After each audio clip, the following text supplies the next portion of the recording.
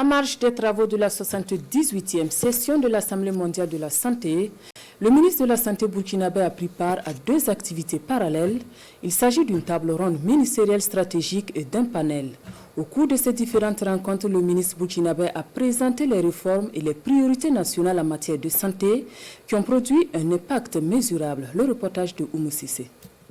À ce panel sur la transformation des systèmes de santé et l'intégration des agents de santé à base communautaire professionnelle dans les systèmes de santé, le Burkina Faso partage son expérience. Une expérience de plus d'une quarantaine d'années dans la santé communautaire.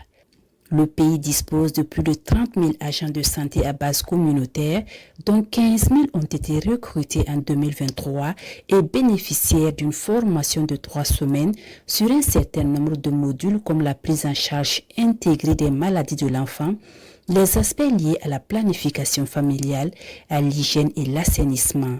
Et toujours pour une meilleure professionnalisation des agents de santé à base communautaire, des réformes sont en cours, souligne le chef du département de la santé burkinabé. Nous sommes en train de mettre en place ce qu'on appelle la certification. Comment on fait en sorte qu'un agent de santé à base communautaire qui a été formé pendant 19 jours, qui a travaillé et qui est certifié, puisse après passer comme agent de santé communautaire et donc recruter dans la fonction publique. Au-delà de ça, nous sommes en train de digitaliser les agents de santé à base communautaire et nous sommes en train de faire en sorte qu'ils puissent avoir en fait des intrants suffisamment pour mieux institutionnaliser la santé communautaire. Nous entrevoyons de faire adopter le code de santé publique qui va reconnaître davantage le travail des agents de santé à base communautaire et donc aussi le travail des agents de santé communautaire. Autre tribune pour le Burkina Faso de partager son expérience, cette table ronde ministérielle sur les données et financement durable, 2 piliers pour accélérer la couverture sanitaire universelle. Malgré la crise sécuritaire et humanitaire et les contraintes budgétaires, le Burkina Faso a pu mettre en place des systèmes de données et d'informations plus fiables et plus réactifs pour atteindre la couverture sanitaire universelle et répondre aux besoins de santé des femmes et des filles. Nous avons mis en place ce que nous appelons l'écosystème digital minimum. C'est un ensemble de solutions informatiques digitalisées donc, qui permettent d'aller vers l'efficience.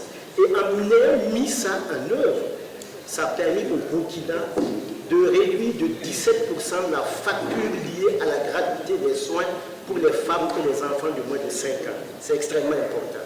Nous avons mis en place aussi en fait la cartographie dynamique des ressources qui permet d'être efficient et d'allier les partenaires sur un plan, un budget, un rapport. Et pas seulement. 95% des engagements pris par le Burkina Faso avec le Fonds mondial dans le cadre du cofinancement ont été respectés. Et avec l'Alliance mondiale pour les vaccins et la vaccination, le Burkina Faso vient de régler ce qu'il doit en termes de cofinancement à hauteur de 10 millions de dollars américains, souligne Robert Kargougou.